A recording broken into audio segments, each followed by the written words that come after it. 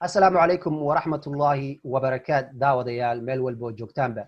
kusoo dhowaada barnaamijka qurba joogta. barnaamijkan alaaba waxaan ugu talagalnay inaynu qurba joogta kaga faa'iidaysano aqoontooda, xirfadahooga iyo waayo aragnimadoodaba. haddaba barnaamijkan caawa waxaynu ku soo qaadan doonaa qodob aad u muhiima oo hadalhayntiisu aad iyo aad baraha bulshada aad iyo aad ugu qabsaday. qodobkaas oo ah qaran iyo qabiil ma wada shaqayn karaan amba ma isqaban karaan. qodobka hadduu ilaahay yidhaahdo barnaamijkan waxaan kusoo marti qaadnay dhalinyaro aqoonyaana. waxa weeyaan waa cabdilfataax cumar cusmaan oo degan dalka belgiga, maxamed nuur madar oo degan dalka maraykanka minneapolis minnesota, iyo sahal muuse xasan oo degan isaguna dalka maraykanka magaalo madaxda washington. dhammaantoodba haddaan la kaftamo waa ciyaalkii xaafadda weeyaan. caruurta yurubta ku dhalatay sideedaba waxaa la yidhahdaa say wallahi baa la yidhahdaa, laakiinse ayagu waxa weeyaan waa shoodhahaygii weeyaan reer jabuutiga. kusoo dhowaada barnaamijka dhammaantiinba. waan dhownahay. mahadsan. waad mahadsantahay cali, waan dhowahay. waxaan ku bilaabayaa madar.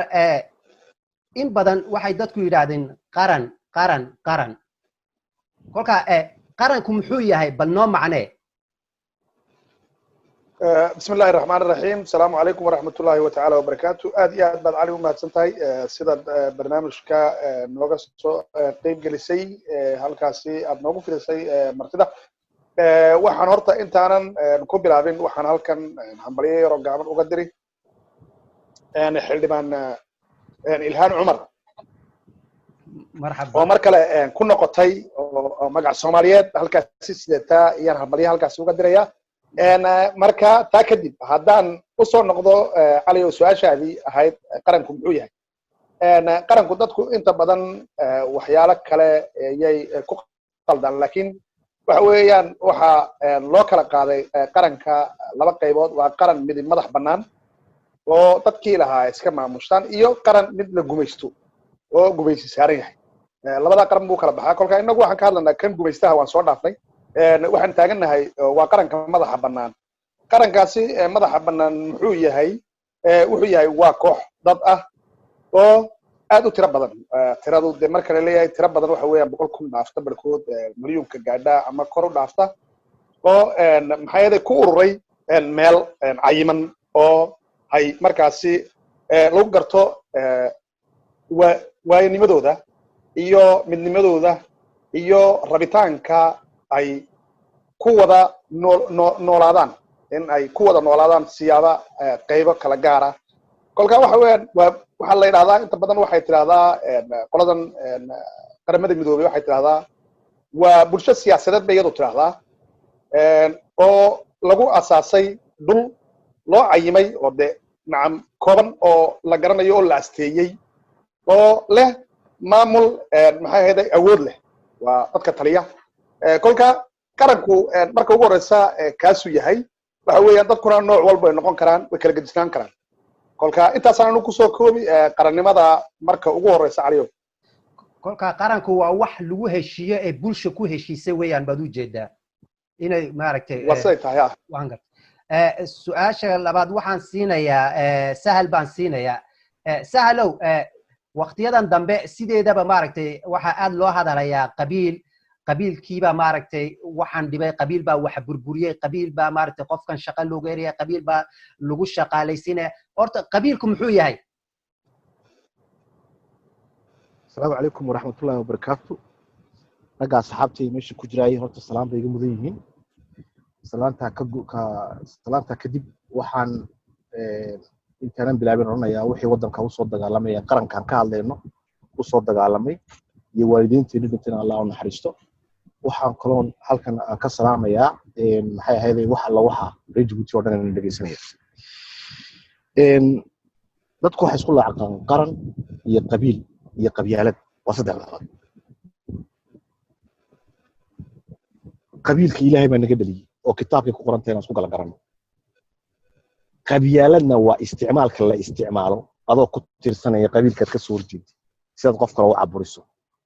marka uu qofku u isticmaalo qabiilka uu ka soo jeedo uu qowmiyadaha la degan uu ku isticmaalo waa qaran burburis intaasaan kusoo koobaya wax dheerba maaha okay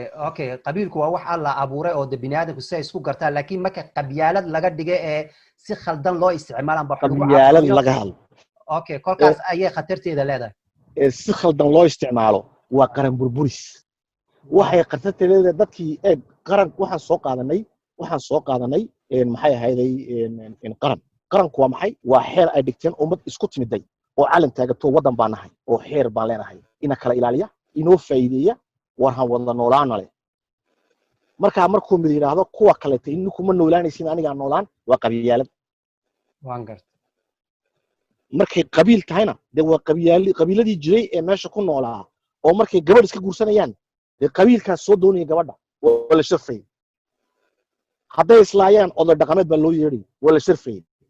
ma sidii uu ahaa ee diintu ay tiri mise siduu bini'aadamku u isticmaalay saan u isticmaalay baa xun laakiin qabiil ma xume laakiin qaabka loo isticmaalaya xun baa tiri yaa xun qabiil ka sarreeya ma jira qabiil ka sharaf badan ma jiro qabiil sheeganaya cirkaan leeyahay ma jiro dadka ilaahay sidaatu wada abuuray marxaba waay intaasaan kaga baxay marxaba cabdi fatax dabcan inta badan waxaa la yidhaahdaa qabiilka ayaa qaranka duminaya la yidhaahdaa oo waxa weeyaan qabiilkii marka si khaldan loo isticmaalo ayuu dhibaato maaragtay qaranka u geysanayaa baa la yidhi kolkaa maxay tahay dhibaatooyinka uu qabiilku qaranka u geysanayo السلام عليكم ورحمة الله وبركاته بسم الله الرحمن الرحيم ورتواني وضع السلامي وحا السلام يوم الدرهب جبوتي إن الدقيسين نسي انت بسومالي كو هذا الشبه إن الدقيسين نسا وايو سومالي ودنبو قصيا أرنتا قرنكو ودي بلشي اسكو تكتي ودول عيمن كنول ديباتة دعدي أفريكا ديباتة آدو هايستا may dooran iyagu inay isku tagaan waa lagu dul jeexay xuduudda dabadeedna markaan gumayska iska yaray inaan isla noolaano iyay noqotay khasab qabiilo meesha degan oo inay isla noolaadaan marka Afrika bulshooyinka Afrika structure-kooga qabiilo u dhisan qabiilaan u dhisannahay marka waxa la yiraahdaa qaranku waa bulshada bulshaduna structure-kooga dhan say u dhisan tahay qabiilaha marka ninka odhanaya qaran iyo qabiil isma qaadi karaan de ma dhacayso waayo qaranka dhanba qabiil buu ka dhisan yahay qabiilo isku tegay weeyaan qabiilo isku tegay oo meeshay deganaayeen lagu dul jeexay oo inay isla noolaadaana oo si u noolaa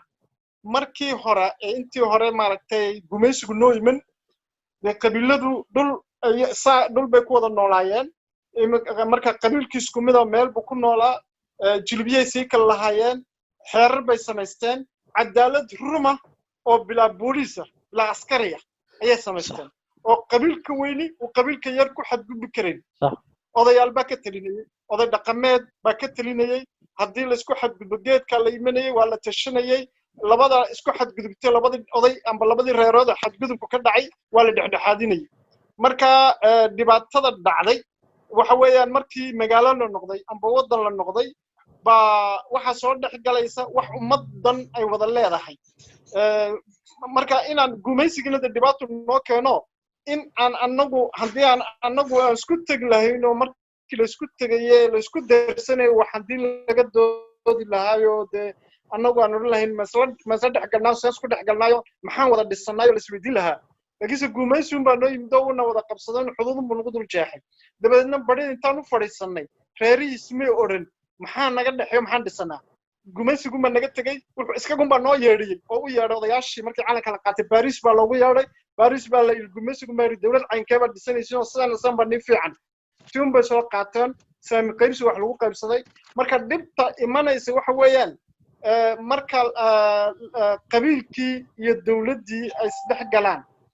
wixii bulshada ka dhaxeeyay saami qaybsi lagu qaybsado minister qabyaalad meel lagu dhigo markaa de ma qabiilkiisa buu shaqaynaya bulshadii oo dhan buu ka dhexeeyaa wixii bulshadu gacanta ku hayaa caafimaadkii bulshada dhan buu gacanta ku hayaa meeshiina qabiil baa lagu siiyo waxa la yidhi waa wasiirkii reerka baa la yidhi marka waxa weeyaan inaad dib arrintan Afrika ay dib u fikirto oo sida u kala saari lahayd dawlad maaragtay qaran oo ummadan matasha iyo arrimihii qabiilka si loo kala saari lahaa aan waxaan qabaa in waayo waxa jira xeerku hadduu madmadow yahay oo qabiilkii iyo qarankii la kala saarin oo nidaam loo kala samayn waa waxa dhibaatada keenaya marka meel aan waxaan qabaa meel lagu garamo qabiilka loogu garamana in la sameeyo dawladdii casrigana in la sameeyo oo ummadan maamusho wuxuu ummadda leedahay maamusho oo ninka ugu fiican loo dhiibo waayo dhibta Afrika oo dhan haysata qabiil buu wax loogu dhiibayaa ninkiina ma shaqaynayo waa qabiil weyn buu ka dhashay meeshan wuxuu leeyahay xeer waa cadkiisii cad marka wixii ummadda ka dhaxeeya ma dhisayo ummaddiina iskama dhex arkayso waddankii taa waa Afrika ay u tallaabsan lahaday tallaabada ay Afrika qaadi lahaday waa halkaabay ka jaban tahay waan gartay madarow sideedaba waad garanaysaanoo dee waxaad tihiin maaragtay dadkii waddanka ayaa tihiin waktigiinii qabyaaladda lama oqon oo dadku way wada noolaayeen oo maad aragtay xitaa dhalinyarta asxaabta aad tihiin maydaan garanaynba xitaa qabiilka uu yahay kolka dhibaatadani halkee bay ka timid maanta dalkeenna taagan ee dadku inta badan ka cabanayaan maad aragtay xitaa dhalinyartii maanta ay leeyihin qabiil baa maaragtay laygu soocay qabiil daraaddeed baana aan shaqo aan u helayn dad gaara ayaa maaragtay shaqo la siinayaa oo lagu siinayaa cidda ay yihiin dad gaara la iska xidhayaa oosan ahayn maaragtay qabiilka ay yihiin awgeed oosan itaal daran kolka halkee bay ka timid dhibtani maadaama waqtigiina aad joogteen aydaan xitaa aydaan maaragtay aydaan garanayn maaragtay dhalinyarta aad asxaabta tihiin qabiilka ay yihiin maxaa khaldan halkee bay wax ka sii noqdeen aad iyo aad baad umahadsantahay caliow waxa weeyaan su-aashaada haddaan u guda galo waxa weeyaan halkay wax ka qaribmeen ooy ka rogmadeen markii horena sibay ahayd imikana sibay tahe horta waxa weeyaan Djibouti markii ugu horeysay marka horeba waxay ahayd dal inta badan nagaga yimaada hareeraha Yamanta ha noqoto Ethiopia ha noqoto Soomaaliya ha noqoto ama Somaliland waxa weeyaan kolka waxay ahayd dal marka horeba dadka deganaa yaraayeen tagale Djibouti marka halkan kabitaalka laga dhigayo magaalada madaxda laga dhigay waxa weeyaan waa 1884 kolka waqtiyadaasi waxa weeyaan badba iska ahayd inta badan kolka waxa dhacday in halkaasi deegaanadii ugu horeysay ee la soo dejiyay ay cadaankii ay wateen dad Carabi iyo waxaan kala markii dambe dalku dheer dhismay inaga dadkeena deganaan jiray meesha inta badan waxay ahaayeen dadka xoolo dhaqatada ee la yiraahdo jaamagaratada loo yaqaano sektarka xagga maxay ahaydeen bariga oo maxay ahaydeen halkaasi ay deganaayeen dadka inta badan Soomaalidu xagga dushana Anfarta deganayd oo xagga Noortiga ah waqooyiga loo yaqaano kolka waxa weeyaan waxa dhacday in dalku waxa weeyaan mar walba waa la soo gali jiray dadkuna halka hareeraha ka soo gali jireen dadka soo galana marka gaal baa joogay oo waxa weey waqtigaasi gumaystaha jiray wuxuuna frontierku ahaa dhulka la isku baarayo loo yacdi iyo waxay ahayd halkan bilbala Sisooda la yiraahdo halkaas baarashadoodu oo leeyeen kolka waxa weeyaan dadka waa la regulariseeyay waxa weeyaan waraaqa la siinayay markii ugu horeysay waxa la bixin jiray waxa la yiraahdo carte étranger kaararka dadka dibadda ka yimaada marka dambe la regulariseeyay jirood waxa laga dhigi jiray dad caadi ah waxa la oran jiray kaarka cad baa la siiyay waxay ahayd waxa isdaba socdo oo dadku way yaraayeen yaraantii ay yaraayeen dadku way isjeclaayeen waxa dhacday in dadku ay qabiil marka hore ku yimaadeen marka horeba kuwa qabiil isku wata iyo Djibouti yimaadeen degaankooga iyo ka dareemaysaa dadkii qabiilada iskugu soo kala degan wada arkaysa kartiyadu inay qabiil u sameeyeen marka hore kuwa dambe marka ka bilowdo ka tagto karteset aqalada toddobaad wixii ka dambeeya iyo qabiiladu ka baxeen oo isdhexgal ay noqdeen laakiin waxa hore oo dhan waxa weeyaan inta badan qabiil baa lagu soo degay kolka astaanta Soomaalida ayaa ahayd dad ama xoolo dhaqato ama reer guuraaya oo maxay ahaydeen beer lahaa kolka ama qodaal buu ahaa ama xoolo dhaqato ahaa labada mid buu ahaa kolka uu socon jiray kolka qabiil waa la isku yeeri jiray inta isku dhow iyo meel isku yeeran jirtay ceelashooda qodan jirtay xoolaha wada ilaalashan jirtay waxa wada samayn jirtay kolka waxa dhacday in dadku markii horeba ay ku soo galaan qabiil horta caliyo kowde waan gartay marka waxa keenay arrinkaasi dadku inay isbedelaan dadku markii hore jacaylaa jiray meesha gaalka la iska kicinayay waxa lagu maxayada dana sidii la iska kicin la gaalku dadka marka qoladu marka waxa ka cuslayd halganka ay ku halgamayeen inay gaalka iska kiciyaan waxa dhacday ragna mar kulme madax bay noqdaan dad wax bartay noqdaan oo halka dambe joogsadana waa taleeyado waa politician kolka waa siyaasi laakiin dadka inta badan halgamay waxa ahayd dadka shicibka kolka waxa dhacday dadka shicibkii marka waxba horumahayn iskooladana waa la wada galo iskooladu way yaraayeen dadku way yaraayeen kolka waxa keenay waxaanay markii dambe dadku way bateen hareeraha laga soo galiyayna waa Soomaalida iyo dadkii deganaa hareeraha unba ka soo galiyay kolka isbedeladan qabiilada waxa keenay in favoritism uu dhaco marka dambe oo la isku soo dhaweystay qabiilkii xaqi dusha oo gasho in dadkii mar haday bataan la kala qaybsadade kol hadii la kala qaybsanayo waa in la maxayda loo sameeyo dariiqiyo hadhow toole hayna dib kugu keenin marka dadka awoodda haya sheeg marka waxa dhacday in labada qof ee meel wada joogta ismay garanayn sidaad sheegtay oo qolow yahay daahir iyo cali iyo samatar iyo waxa la isku garanayo inuu midna Soomaaliya kana Carabiya kana Canfariya inta waa la garanay laakiin qabiilada lama garanay waxa dhacday markii dambe in dagaaladii hareeraha ka dhacay in waxa si ay keeneen in dadku ay isbartaan qabiil dagaalkii furuudka 1990kii dagaalkii kale Soomaalida kala gooyay maxaan ku dhahaa 88kii bilaabmay 1990 ku gooy dagaalkii kale EJLF ta la oranayay xagga Ethiopia ka socday kii kale maxay ahayd 77kii ku horeeyay waxa soo dhan oo isna baaga gutay kolka waxa soo dhan baa keenay in dadkuna ay bataan ay markay bataanna wixiina ku filan waayeen loona kala qaybsado si qaldan kolka la isku riixo qabiilkii oo la isku barto hadii toole ay noqoto kolka waan ka bixi caliyo sahalow dabcan anaga maaragtay Djibouti systemkiina noo dejiyay ayaaba ahaba saami qaybsi markii horeba maaragtay qaabkii uu gumaysti uu u dejiyay systemka nidaamka dalkeena ka jiro gaar ahaan maaragtay baarlamaanka oo saami qaybsi ah kolka dadkiina waxay ku leeyihiin maaragtay waxaanu rabnaa maaragtay wixii inuu noqdo wax qaran ah oo dadka oo ku dhan u siman oo maaragtay nin walba uu iska dhex arki karo marka ay timaado hawsha ay dawladdu ay fulinayso systemkii laakiinse sideedaba wuxuu ku qaybsan yahay qabiil buu ku qaybsan yahay oo ninkii baarlamaanka fadhiya cid buu u fadhiyaa marka maaragtay wax la bixinayana waxa lagu bixinayaa reer ayaa lagu bixinayaa kolka sidee ayaa maaragtay waxaan oran karaa maaragtay nidaamkan systemkan qabiilka ee baarlamaankeenu ku dhisan yahay ma system nagu habboon ba mise waxaan u baahanahay system kale oo maaragtay qofku xirfadiisa iyo aqoontiisa iyo de wuxuu yaqaana in lagu soo doorto su'aal fiican laakiin mid baan ka yar daba tagayaa walaalkay inankii igu horreeyay hadlaayay iyo madar jimshiyaan badan waxaan idhahnaa su-aashaad weydiisa waxay ahayd qabyaalad may jirin waaga horeyte yaryarayn anigu nin weyn baan ahay sanfiidkii baan dhashay qabyaalad weligeedba way jirtay Djibouti hortiina way jirtay wax kastoo isku dayana way jiri doontaa problemkuna qabiil maaha qabyaaladana maaha problemku waxa weeyaan waa perception galeen markaan yaryarayn example xaafadii baan ku soo qaadaya xaafadaha jaarka anako markaan yaryarayn qof hadduu dhinto waan soo aasi jirnay on s'est posé pas la question qoladu yahay hadduu ninka saaxiibkii walaashii guursanayso on s'est posé qabiilkay tahay ma shaqadayna ma ahayn aqalkan usoo rinjiinayni kuraashidaan dhigayni farxaddaan ka qayb galayni saaxiibkay markuu ooyay waan la ooyay ay dhibaato haysato markuu gaajoonay waa la gaajoonaya waa intaan yaryarayn qabyaaladdu way iska jirtay laakiin umaanu baahnayn ce n'était pas utile kubad haddaan ciyaarayno ninka xariifka ah ee walaalka kula dhashay ka xariifsan ayaa dooranaysa saad u badiso taas ka competition waa meeshii jirtay halkaa taasay dhig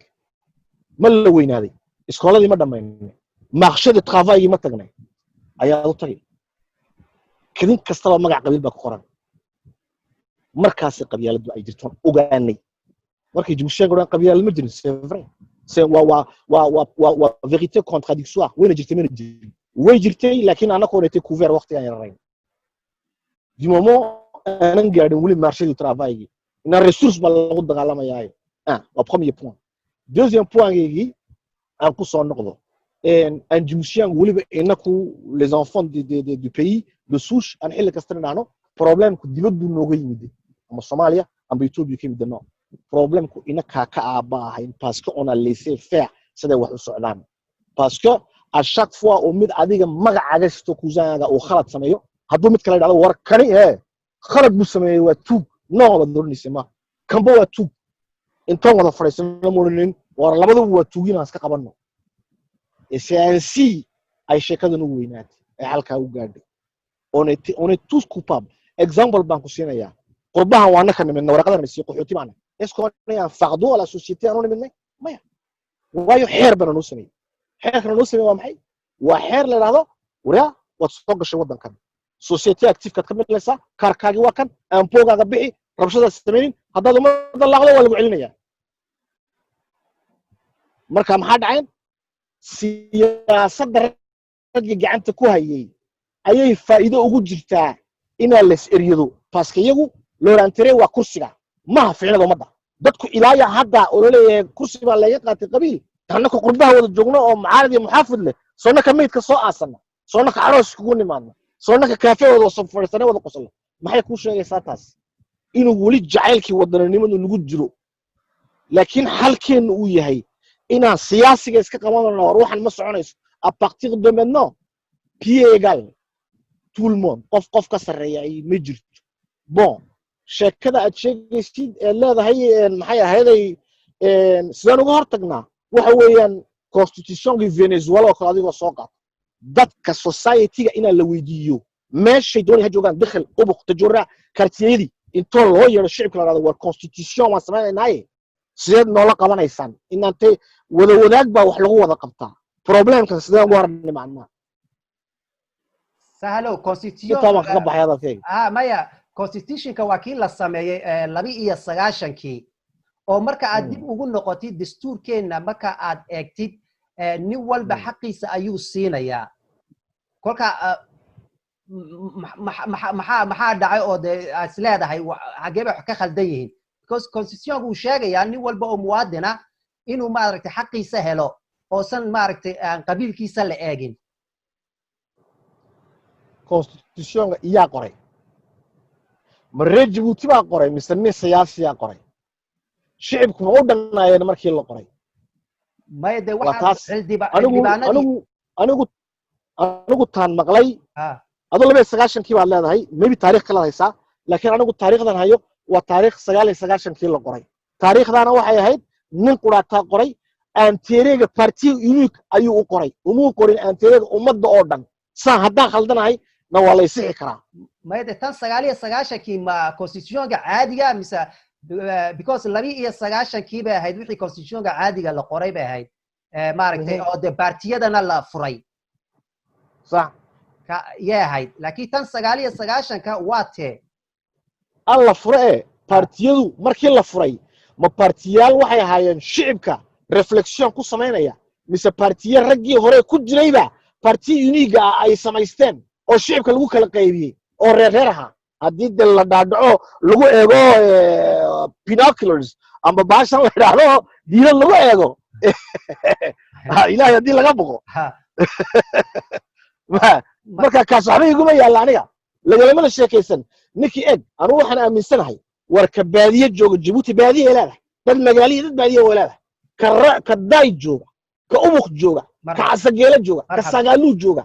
ina kuwaas oo dhan meel kasto loogu tago la yiraahdo wadankeenu wuxuu u baahan yahay maxaa jeceshahay oo ku soo dari wadani baa too xaq baad u leedahay inaad ka hadasho halkan wixii laga bilaabo san hore ugu socon lahayn dan marka waxaan ka hadlaynaa dimoqraad wax umada ka dhaxeeya marhaba abdi fatah dabcan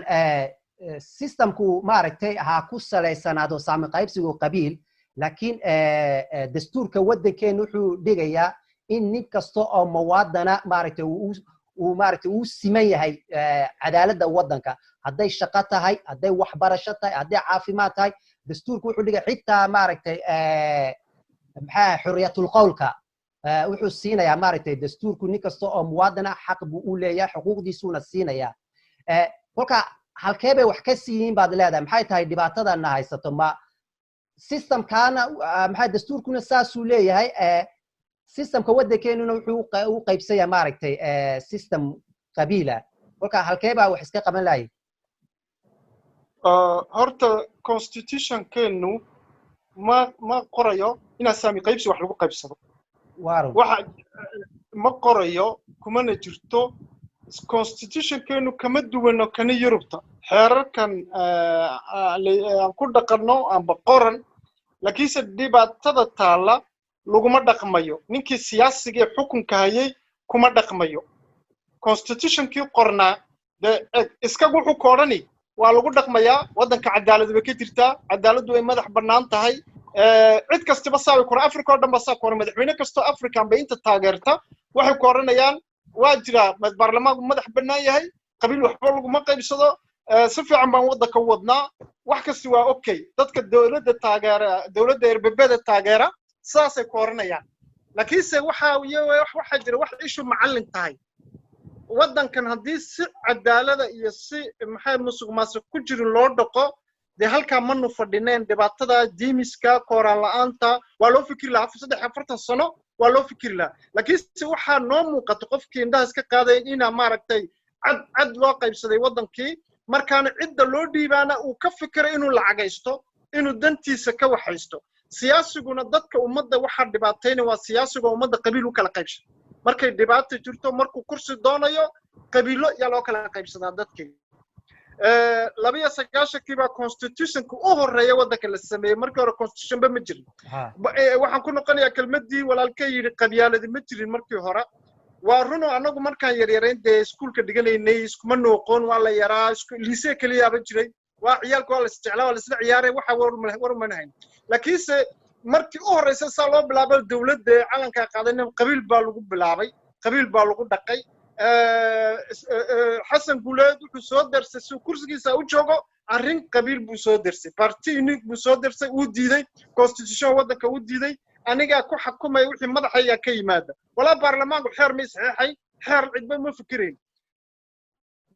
مركا وحكوف الله ما قرني برلمان مركا وحويان مركي حسبيات اللي فوري وارون رجد مركا وحير هايستي حسبيات مركا الدولة هرب لا شقيسني با حسبيادي مدح ka noqday iyo dad laakiinse waxa dhacday ninka xusbiga furtay muu oran qabiilka way kale mu oran ummadii madaxoogii bay ku tusaysaa ummadan inay qabiil u kala fadhiyaan nin kasta wuxuu eeganayaa ninkii madaxa ka xusbiga laakiinse aanu weligii kama maqal dhagahayga nin madax ka xusbi oo yiri qabiilkooga kaliya ay kaalaya uu diidin waa run qabiilkiisu way eeganayaan laakiinse kuwii kale waxay ku leeyihiin ninka qabiilkayga ma aha wuxuu doonanay xusbi qabiilkiisa marka khaladka shacabkuna way leeyihiin shacabkiina madaxii laga bedelo waa loo baahan yahay insha Allah waan ku soo noqon doonaa marka hadii la yiraahdo maxaa dawladda dambe dhalan doonta si looga ilaalin karaa inay qabiil wax lagu qaybiyo iyo ummadana si loo bari karaa inuu qabyaalad wax ku doonin waan ku soo noqon doonaa laakiin maanta arrinka taala waxa weeyaan ummadii qabiil iskaga dhisnay nidaam dawladeed soo gashay dhaqan u lahayn nidaam dawladeed baran la barin oo hadii xusbi la furana de reerkoogu ilaalsanaysa halkii awalba reer loo kala degi jiray waa sidaas madar waxa la saadis leedahay waa looga bixi karaa maaragtay qabyaaladda qabiil isaga lagama bixi karo ilaahay baa naga dhaliyay laakiin qabyaaladan qabiilkan la isticmaalayo gaar ahaan de waxa inta badan waxa isticmaala oo fursad maaragtay ay u tahay waa nimanka siyaasiyiinta oo ayagu de meel ku gaarayo oo de danahooga ku fushanaya laakiin ummadda shacabka caadiga sidee maskaxdooda looga dhiqi karaa qabyaaladda waad mahadsantahay cali waxa weeyaan waxyaalo badan oo waxa jira qabiilka ugu socon karo kiyo qarankiina iska jira laakiin markay gasho in lambar hay noqoto baashu oo la yidhaa hebel maahe halka hebel kale ma geli karo waxa weeyaan waxay noqonaysaa in hay dadkii hay nin walba de kiisii uu ilaashado farta ku fiiqdo waxa dhacday maanta waqtiga laga joogo 43 sanadood baan calanka inagu haysanaa Djibouti ahaan waxa weeyaan marka horeba gaalkaas oo sameeyay sidii horeba loo soo sheegay waxaanay qabiilkan lagu kala qaybsan yahay waxa weeyaan markii ugu horeysay Soomaalidu u diiday ahayd in Djibouti ay ka mid noqoto code français de la Somalie iyo ka saaray ahayd wuxuu yiri waxa weeyaan waa afar iyo ciisu ku soo gabagabeeyay markuu tafayda sameeyay 760kii Mars wuxuu yiri marka waxa weeyaan waa 50 konton iyo konton bay ahayd afartan konton bay ciisuna konton buu lahaa kolka hal isku qabsaday Soomaalida kale halkii ka soo gari afartii waxay tiri Soomaali ciiso idinka watay Soomaalida halkaas ka dhacday in qaybihii ay siiyeen maxay ahayd markaasi ciisi qabiilkii ciisu kolka haween meeshii waxa weeyaan kala qaybsiga waxa weeyaan way jirtay markii horeba oo qariib laga soo qaatay Soomaad garan waxa weeyaan 720kii iyo waqtiyadaaba ugu jiray qaybsiga imigana qaybsiga wuxuu noqday sidoo rugmaray iyo dadkii loo diiday in qaybsiga dadkii wanaagsanaa ee meesha siyaasi u ahaa dadka qabanaya talada in siyaasad ku jiro oo halkan ku soo jiray waa xaq siyaasadeed kaga jira ama nin bayc musharraf ahaayo dalka wixii sahan u baahan dadkuna hore ku way yaraayeen waxa weeyaan waxa la waayay imiga ma jiraan dadkii wax haystay ma garan meesha waxa laga soo qaadaa karteesad aqalada dhixiisa wasiirada laga soo qaaday aragti mooyaan waxa laga soo qaadaa xumbuli waxa laga soo qaadaa kartoon xaafadii baa laga soo qaadaa nin iska saboola la soo qaadaa oo qolo ku socda waan gartay laakiin loo tirtiri karaa kolka waxa weeyaan imiga waa si adkaatay iyaan nacam kulay way adkaatay xididadeeda aad bay u aasatay way adag tahay in maxay ahayd si yar oo dib yar oo aayar loo baabiyo mar qolaata waqti bay qaadan laakiin waxa weeyaan in la rogrogo horta laga bilaabo sidana qabiilka oo socoto warka iyaga wanaagsan anaga noo dhiga qoladii loo dhigay yahay tiraahdo oo iyaga wax la weydiiyo yaa horta muhiima Soomaad garan kolka waxa weeyaan way adkaanaysaa in la baabiyo qabiil oo mad fududa waxa weeyaan leena dadka maskaxda u gashay ilmaha yar ee maanta iskoolada dhiganaya wuxuu ku oranaya aan adeerkay halka joogo halkaas safsaan noqonaya waxa weeyaan kolka ilmihii naqnaa markuu sida leeyahay imisa generation baad baabiin doontaa oo ka masixi waxaasi si baafaasiin waxa weeyaan ma jiricsana dad badan bay doonaysaa awood badan in la saaray doonaysaa dadkana siyaasiyiinta imika siyaasiyiin ma jirtaba inta badan wadiga arkay waxa weeyaan xildhibaan waxa ku noqonaya nin xamaala xamaalinta baa dowladda way fiican tahay laakiin soo ma dooday tii soo mu qabsanay kolka waxaan uga socdaa ma jiricsana in iron meel inta laga wareego meel kale loo wareego way adkaan doontaa laakiin waxa weeyaan tabyo qayb wala mari karaa oo waqti way naga qaadan sahalow dabcan sida uu ka soo dhawaajiyay waqti bay qaadanaysaa buu laakiin haddaba sidee labadan maaragtay la iskugu keeni karaa oo loo heli karaa ummaddu maaragtay cadaalad ummaddu u heli kartaa oo waxaan ka maqan ay tabanaysay qabiilka ay maaragtay lagaga qaatay qabiil ahaan ay u heli karaan isaga oo maaragtay labadii qabiilkii qarankiiba maaragtay see la iskugu keeni karaa labadan oo maadaama oo kolkaaba aanan la tirtiri karin qabiil weligiiba uu jiray aan ku soo noqdo qabyaalad weeyaan problem qabiilka ma qabiil weligiiba uu jiray oo aniga ku soo qaatay markaan yareeyay xaafadaha aan deganayn meydka la aasay la isma weydiin qofka uu yahay waxa jiraysa mar Abdulfataax baa garanaya leer waxa ka soo dhaadhacay ciyaal aabayaashood iyo hooyayaashooda la socdo tareenka ku dhex dhinteen oo iska masaakiin oo waa agoon xaafadaha leer baa aqal si galiyo qofka marone way ciyaalkano waa agoomo aaboodu dhintay la isma weydiin qoladii wala kala qaadanay wala korinay dadku waxay lahaayeen qalbi wanaagsan ninka carabka jaarkaaga marka lagu xadgudbo odayga aabaha baa gacanta qaban oo booliis kor maxaad ku haysataa ninkan waa jaar ninkan islaamka maxaad ku haysataa qabiilo waan lahayn weligiinba laakiin dad qalbi fiican baan hayn labadaana la kala saaraa siyaasiga maanta dee levelka ay gaadhay qabyaaladu laguma soo diray nin qolo kaleeta maanta ninka adig ku laaqaya waa ka kuusaayana waa ka adig kula dhashay oo u shaqeeya xusbigan isaga wax ku haysta sida plus qof kaleeta marka dadkii consciamo oo inay ku noqdaan inaadeen war waxaan anaka maxay noogu jirta waayaanu haddaan nabad helo haddaan waxaan cuno helo haddaan helo shaqo haddaan helo markaan meesha tago competition egal lagu siinay wax de ka jaarkeegana uu heli way fahmaysaa laakiin nin baa u haysta wax uu gacanta ku hayo maanta uu qabyaalad ku helay inuu isagu leeyahay oo haddii la dhahdo ummadda la qaybtan inuu qadayo war ma qadaysid baan ku leenahay dadka oo waddanku uu nagu filan yahay waxa lacag soo gashay qof kastoo waddanka ku nool uu noolanaya haddii wixii si xaq loo qaybiyo oo bahashan laga saaro qabyaaladdu waxay keentaa inuu jaahil adiga ku matalo sidoo ninka walaalkay sheegay nin jaahila oo isagu jaahilnimo kursiga ku helay uu fonksiyonkiisa uu yahay inuu ummaddu iska dhaaf kuwa kale meesha laga soo doortay buu iska ilaalinayaa kayna adeerkeena isaga bari lagu bedelo problemka bay keenta qabyaaladdu waxay ka bilaabmataa in reer kaleete loo isticmaalo meelaafaanka se u socoto kadinkaga garaacdo maanta waxay joogtaa waqtigay kadinkaga garaacaysay ee ce n'est pas juste reer uma goobno problemka cafartu way leeyihiin annaku waan leenahay samaroonku leeyahay isaaqu uu leeyahay qola kasto carabtu way leeyihiin jibuutiyaanku qola kastaba way taabatay ce système clanique qui ne sert à rien qui n'aboutit à rien waxba aanan soo birinayn marka dadka eegaan laga dhigo iyaa hore loo dhaqaaqaa maxaa xala waxba u dhaqaaqi laayihiin waxaas maxaa xala waataan kuu sheegayo waa inuu nin kasta oo c'est le devoir de chacun et de chacune d'entre nous inuu arko inaanan meel u soconayn inaanan hore u dhaqaaqayn waayo bahashu siday u socoto maanta kanaad yaa discriminaynaysaa beritolo waa adiga beritolo waa adiga aabbaha beritolo waa adiga walaalka waa adiga walaasha waa inaa la dhahdaa war maxaa inoo dana de waxay inoo dira sidaan hayaanti wax la wada cunaayey anuu xaafad kaartikaal leedadaan ku koray xaafadda kaartikaal leedada ilaah baan ku dhaartee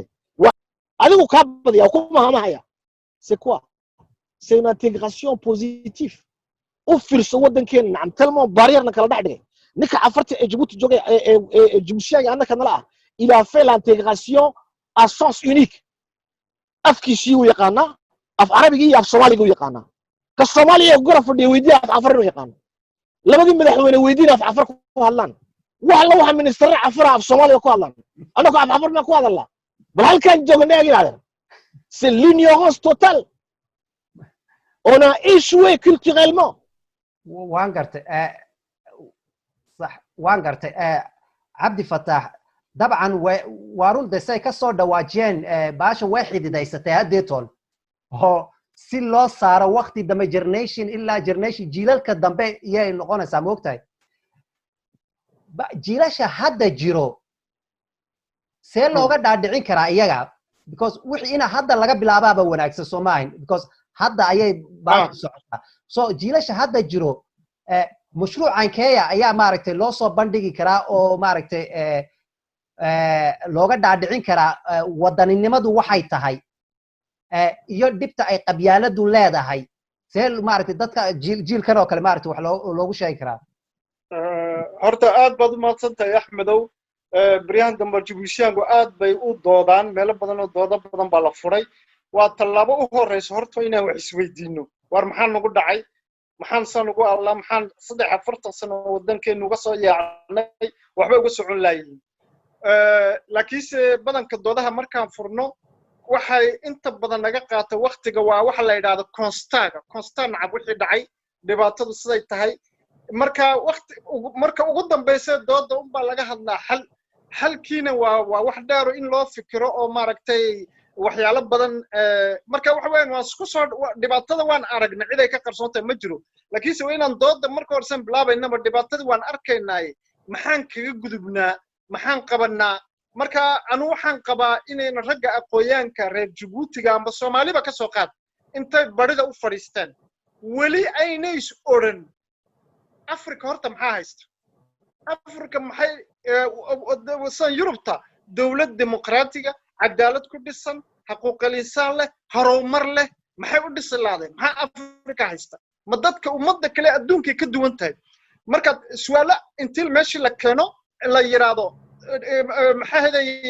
halkay dhibaatada ka imanayso halkay xalkii marka laga galaya anu waxaan qabaa dibta weyn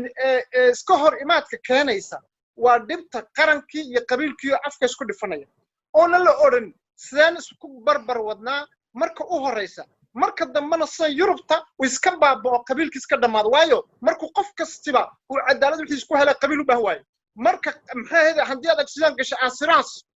ka bixinayo marka haddii ay dhibaato kugu dhacdo amba aad shaqaysan amba aad handicap haystid dawladdii ay ku beelinayso social aad leedahay oo qabiil u baahan in qaadan ku ururiso cid kale u baahan marka qofku waxa kala weynaanay qabiilkii qarankii baa kala weynaanay laakiin inta horteed sidee loo ilaalin karaa cadaalad loo samayn karaa waddan kasta horta waxaan idhaa cadaaladu waa horumarka cadaaladiyada keenta horumarka cadaalad la'aantuna waxa dadka isku mid markay ka dhigto ummaddu waxay noqdaan inay waddankooga jeclaadaan oo niyadii u fiicnaato haddii kale waad ka cararaysaa waddankaaga waa niyadii baa kaa dhimanaysa waxaad cadaalad marka la helo waxaad garanaysaa inaad waxaan u wada simantiin wada leedihiin waad ka wada shaqaynaysiin kii dhibaatayna waad iska qabanaysiin marka see lagu heli karaa cadaaladda cadaaladdiina waxa dhibaataynaya afrika markaan joognay dhaqan soomaaliyeed leenahay waa qabyaaladda waxa dhibaataynaysa waa qabiilkii qabyaalad isku bedelay marka qabyaaladda ma ninka siyaasiga la dagaalamaya mise waxaan u fikirnaa nidaam kale qabyaaladda la dagaalamo ilaaliya marka anu waxaan qabaa nin kastaba waxba ku takhasus leeyahay ninka siyaasiga aqoonyahanku wuxuu ku takhasus leeyahay xeerarka iyo de waxa jaamacadaha Yurubta kaga soo baxay dawlad lagu maareynayo inuu ka shaqeeyo wuxuu expert ku yahay laakiin qabyaaladda iyo qabiilka iyo expert ku ah anu waxaan leeyahay dadkii weligoodba ka talin jiray iyo weligoodba qabiilka u talin jiray oday dhaqameed iyo weligoodba cadaalad iyadoo qabiil loo kala fadhiyo baadiyihii ayaa haddana marka dib dhacday odayaashii hore dawlad ma dhisayn caafimaad kama shaqaynayn dariiq ma maamulayn bas waxay ka shaqaynayeen cadaalad ummadda inay isku xadgudbin ummaddaas inay ismiidhin inuu dagaal ka dhex dhicin oo nabad lagu noolaado marka maadaama aan qabyaaladii ay cadaalad darro dhalinayso odayaal ilaaliya golo odayaal ah oo dawladdu ay xaq siiso statute sare siiso oo sida golaha sare Mareykanka oo lafdhabarka waddanka noqdo oo la dagaalama qabyaaladda oo la dagaalama musuqmaasuqa oo la dagaalama way musuqmaasuqa wuxuu ka imanaya nin qabiil wax ku xadaya oo qabiil weyn ma ka dhashaan waxba leegama qaadayle cadaaladdiina u tar sheeganaya marka ayaa ilaalinaya odayaashaas hadday golo leeyin ku garamayaan amba qabiil weyn ka dhalo amba qabiil ya ka dhale waxayo odaya ayaa waddanka leh anu waxaan idhaahdaa qaranka iyaa leh ummad baa leh ummaduna qabiilow kala dhisayn marka wayna qabiiladii la maareeyo haddaad qaran maareynaysid qarankan afrika maareynaysid waynaad ku tala gashid inaad qabiiladii maareysid ood cadaalad ka dhigtid badanka waxaa nagaga jira nidaamkii Yurubta xeer baa la qoraa xeerka adkeeya ma xeerkii adkaysi qabiilkii baa xeerkii jabinaya nin siyaasi tuuga iyo isticmaalaya qabiilkii si xeerku u jabiyo marxaba waan gartay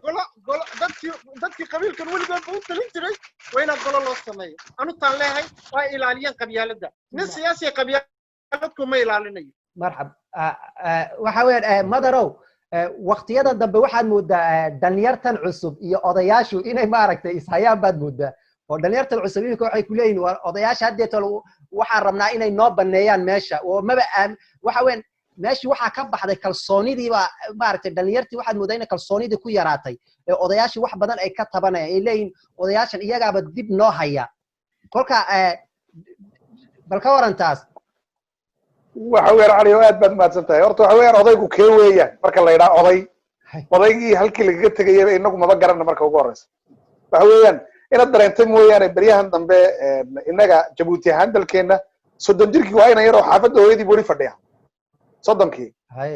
xaafadda hooyadii buu weli fadhiyaayo arrin wax alla wuxuu hayaa ma jirto waa shoomeer hadduu doono kii oo shaqaynayo halkaa dhex fadhiya hadduu xitaa reer leeyahay waxaa dhici karta inuu aqalka dushiisaba ka dhisay bandarad waxa weeyaan kolka nidaamkii waxa weeyaan odaynimadii horta looga hayaba oday marka lagu leeyahay waxa weeyaan waa 40 wixii ka weyn 40kiina maanta waa inan buu koona inan baan hayno kowde kolka odayaashii marka loo tago dadkii hore waxay ahaayeen dad xalaal maal ah wuxuu wax kale ma cuneen odayaashii hore maanta 60 dad soo qaadato 60 jirde sanadkii wixii ka dambeeyay waa dadka iyaga imiga hadlaya oo kala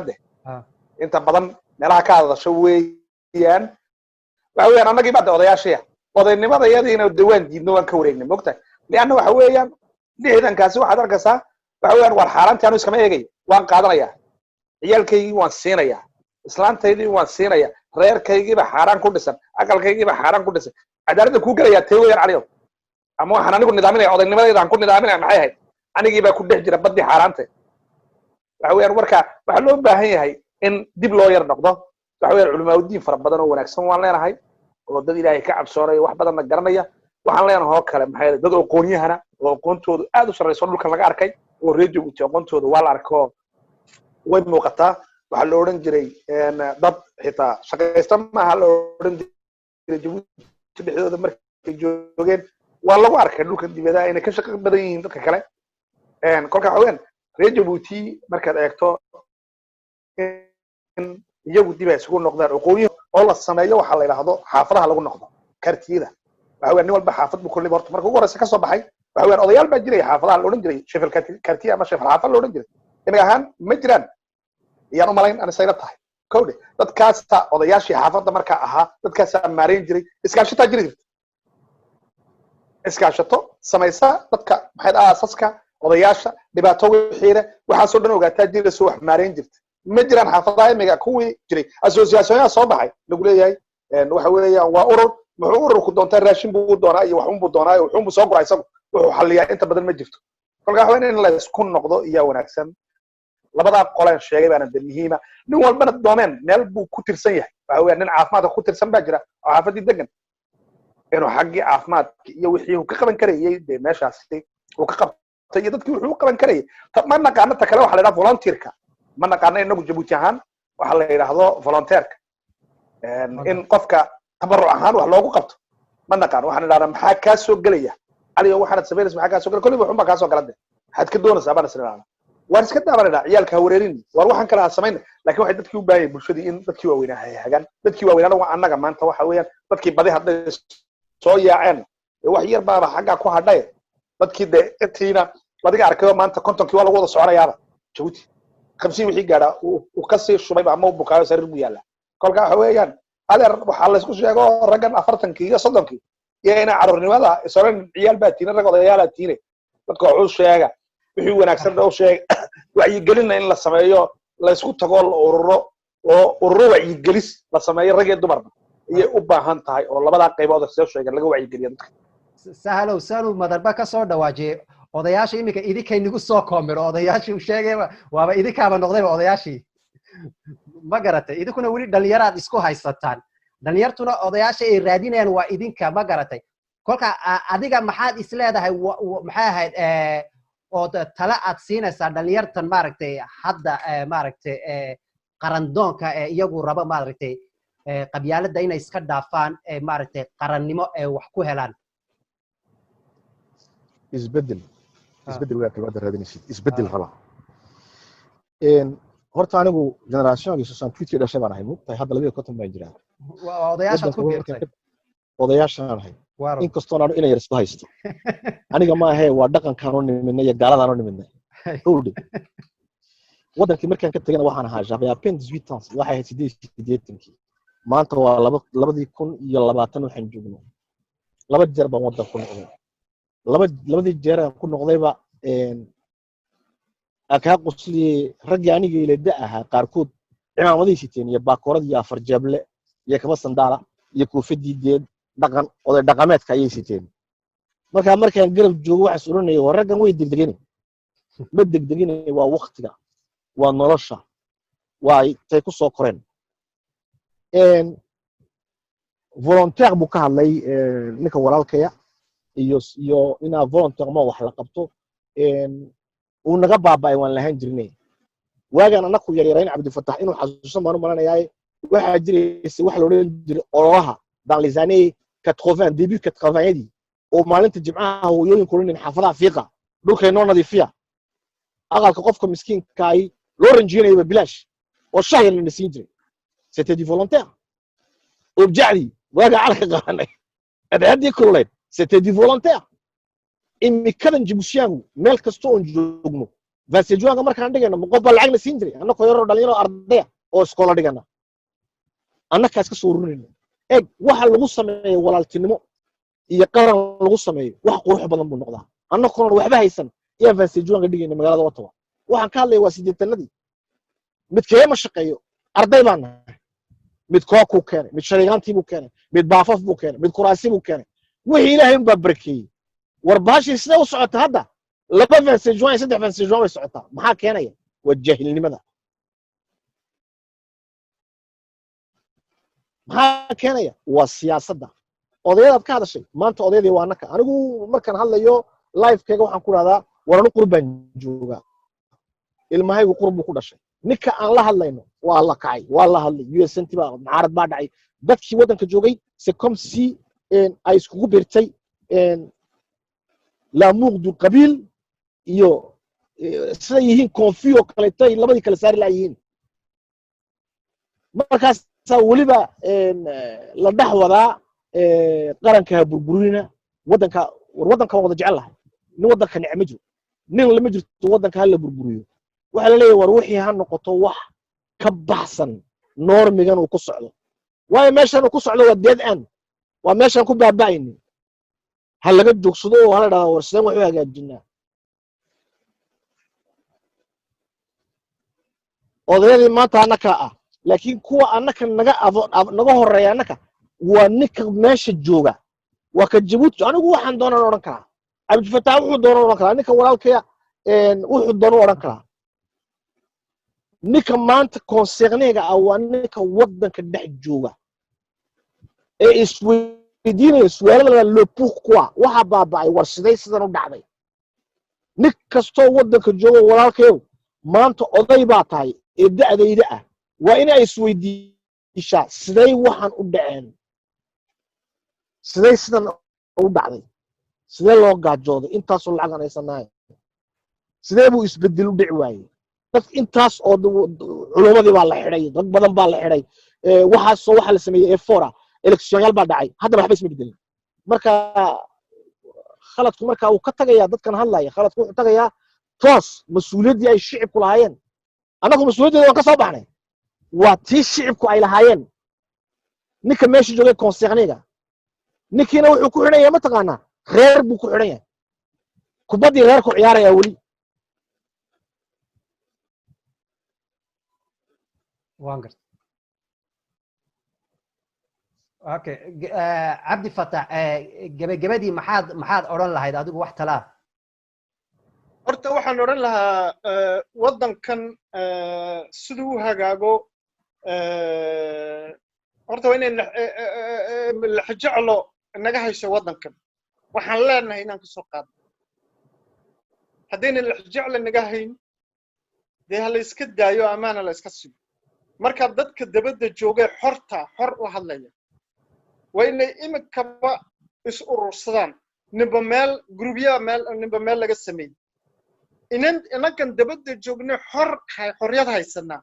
waa inaan isweydiino isna war halkee daacadoon iskugu ururnaa meel daacada oon iskugu ururno oon xoog iyo maal iyo muruqba aan ku muujinno marka u horeysa intaanan hawl gelin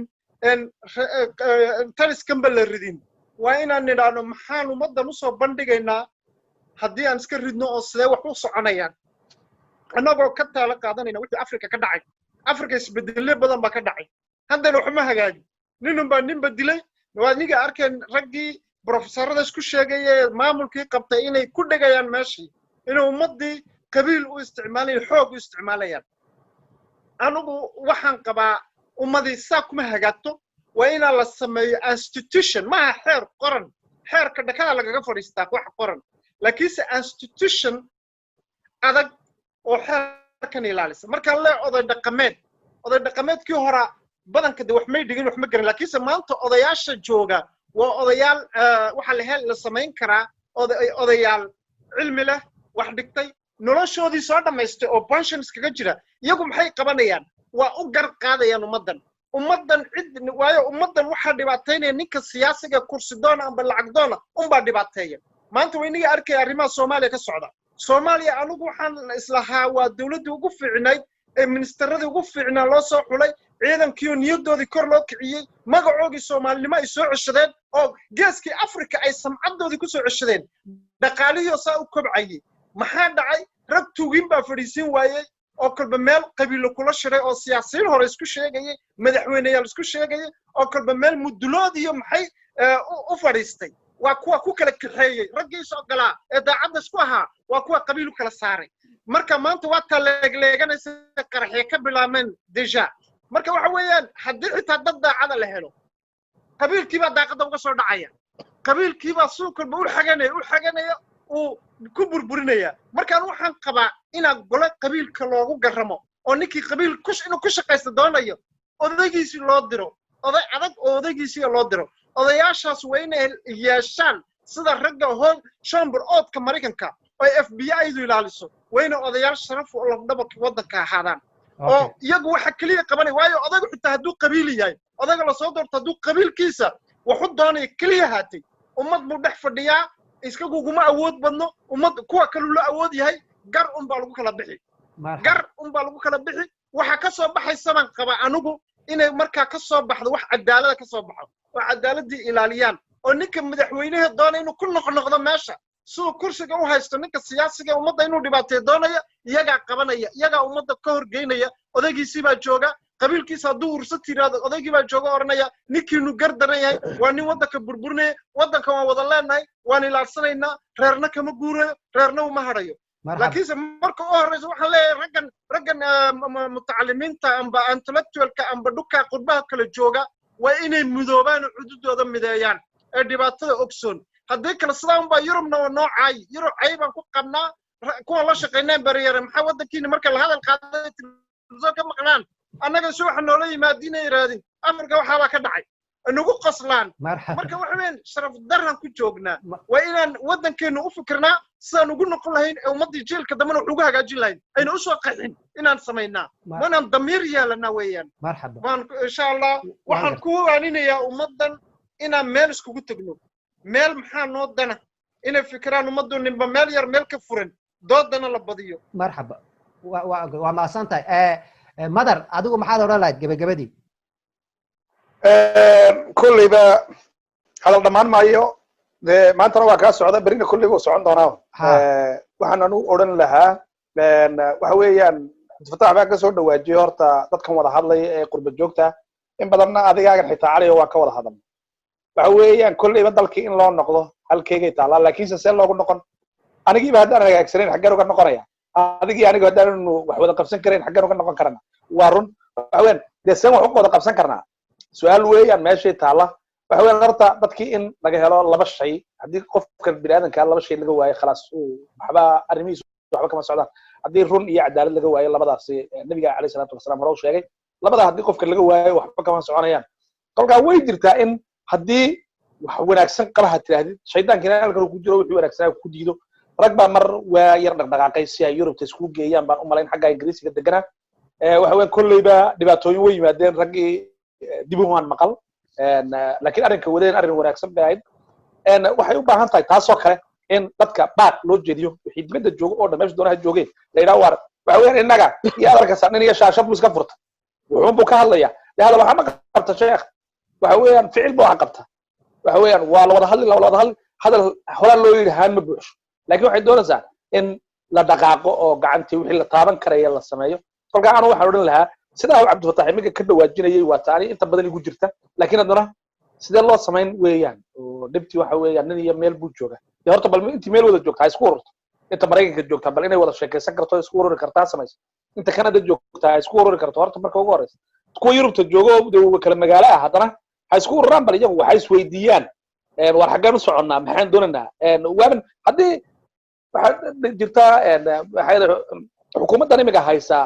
dee haddii xitaa ku noqoto wadkuba ka qaaday laakiin adu maxaad diyaarsatay yaa taala meesha dadku diyaarba maaha waxay diyaarsadeen ma jiro macaaridku isagu markaad eegto sidii wuxuu u socdaa kursi un ku socdo markay wax jiraan un buu yar dhaqaaqi kan kalena sidii u ilaashado marka halka meelaha laga hadlo muslim dhinacan kale ka hadlo laakiin dadka u taala baash waa shicibka weyn صح shicibkana cid walba u leeyahay kolkaan waxaan waanada ugu horeysan oo lahaa waa bal dadku horta iyagu ha iska bilaabaan deetana isagu qofka bini'aadanka markuu iska bilaabo isarka inuu hagaagsan yahay dadka kalena ku xidhade sahal waa sidii labadan inay walaalahay ka dhawaajiyeen shicibka waddanka joogay ma u bisashay isbedel anagu waxaan doonaan karnaa meelaha baan ka hadli karnaa waxaan doonaan samayn karnaa shicibka waddanka joogay ma u basashay inuu yimaado isku filaashi sinaan cadaalad walaaltinimo wadaninimo iyo hor socod maalinta iyaga u bislaato ayuu isbedel imanayaa anagu waxaan samayn karnaa ma jirto project wadiga arkayay USNT waxay soo martay raggii jeelka u galay wixii oo dhan tuulefa lamana oran karo maanta dhulkii wax joogo oo wax garado oo bedeli kara raggan xusbigan meesha haysta bedeli kara inay jirin waa daf rag badan oo doctoro wax bartaa wadanka ku nool iska dhaaf beenteeda qurbaha joogta wadanka rag dhex joogo oo wax garada oo badan oo bedeli kara dadkan meesha jooga oo wax qaban kara oo horumar keeni kara laakiin ninkii wadaniga ahay wadanka ku nool markuunan aaminsanayn inuu bedeli karo xusbigan inuu meeshan isbedel ka iman karo wax kasto oo sameeyno waxba isma bedelayaan waa inay u bislaataa iyaga dimuqraadiyadu waxay tahay waa inay u bislaataa intaasaan kaga baxaya cabdi fatax maxaa ku darsan baan ku darsan la anigu waxaan ka mid ahay xusbi mucaarada markaan wadanka soo galay horta mardankii markaan arkayba macallin baan ahaa waxaan ahaa raggii ugu horreeyay waxaan u bilownay anaga arrimahayga macallimiinta inaan xuquuqdeeda helno cadaalad iskuulku ku socdo ardaydu cadaalad helaan waxbarashadu ay kor u kacdo oonan qof meesha u qalminiyo ciyaalkii xitaa lagu sameyn musuqmaasuq dalacadoodii iyo hawlahoogii waxyaalo badan baan ka dagaalamaynay markii dambe iminkana waxaan ku biiray xusbi mucaarada kiyaan u arkayay inuu maaragtay dad wax raadinaya inay wax qabtaan oo wax maaragtay qabiil looguma biirin marka waxaan leeyahay maadaama aan xusbi anu ku jiro oon aaminsanahay waxaan leeyahay xusbigaasi de waan igu yeedhaynaa waxa jibuushiyaa in damiir leh cidduu doona ha noqdo kaalay nala fikira kaalay na toosiya kaalay noo kaalaya ayaantaan diidnana arka waxbaabaa meelaha hadalla waa nagaga tuurtuuraa waxa la yidhaha qabiil baa nagu sheegaa anagu qabiilna ma nihin kursina uma ordayno waayo 30 sanaan halgamaynaa halkaas ka joognaa xooggeega iskaga shaqaysanaynaa dee haddaan kursi u ordayno waan daali lahayn oo mar horaan geli lahayn waxa weeyaan waxa leena welcome dadka jibuushaaga wax garanaya ee wax arkaya ee meelaha keligood kala joogjoogow annagu waxaan haynaa nidaam dhisan jibuutina ka jiro siyaasadiisii leh noo kaalaya na toosiya hadday wax naga khaldan yihiin marka meelaha iskugu biyo shubanno halganka halkaan ka galno marxaba waa mahadsantahay cabdixaafid daawadayaal waa xusbiga emirte ma sheegin magaciisa daawadayaal waxaa intaa nooga eg barnaamijkii caawa aynu kaga hadalnay qaran iyo qabiil ma wada shaqayn karaa barnaamijka waxaa igala qayb galay bay ahayd cabdilfataax cumar cusmaan iyo waxaa maxamed nuur madar sahal muuse xasan ayaa igala qayb galay barnaamijkii intaas ayuu noogu egyahay intaynu dib u kulmi doonno waa anigoo cali casoowe ah waxaan idin leeyahay saas iyo nabadgelyo.